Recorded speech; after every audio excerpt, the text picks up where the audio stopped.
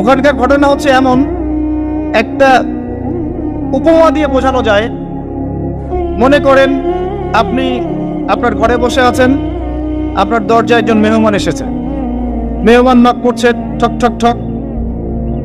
ভাই আমাকে একটু হেল্প করেন, আমি খাইনি অনেক দিন, আমার কাপড় নাই, আমার খাবার নাই, আমার থাকার জায়গা নাই, একটু আশ্রয় দেন।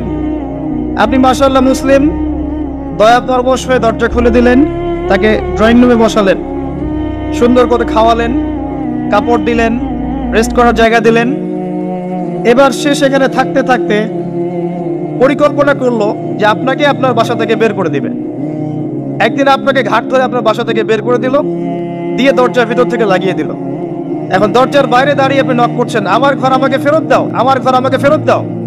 আর এই ব্যক্তি বলছে আপনি জঙ্গি, আপনি সন্ত্রাসী। এটা হচ্ছে সবচেয়ে সেরা উদাহরণ প্যালেস্টাইন এক্সাম্পল।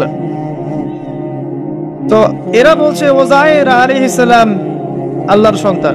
একটা কথা আমি বলি, হতাশ হবেন না।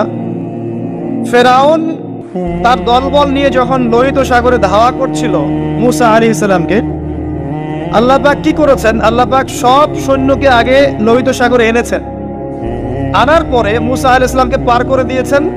তারা যখন মাঝখানে এসেছে তখন আল্লাহ পাক ডুবিয়ে দিয়েছেন। ঠিক আছে, আল্লাহ পাক ঠিক একই কাজটা করবেন ইনশাআল্লাহ এই জেরুজালেমে ইনশাআল্লাহ তাআলা। সবাইকে এনেছেন আল্লাহ পাক পৃথিবীর বিভিন্ন জায়গা থেকে।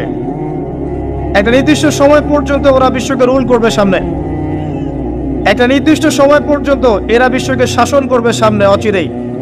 কিন্তু এরপরে আল্লাহ রাব্বুল আলামিন ঈসা ইবনে মারইয়ামকে নামাবেন এবং তার হাতে তাদের নেতা মসিহুদ দাজ্জাল নিহত হবে ইনশাআল্লাহ তাআলা।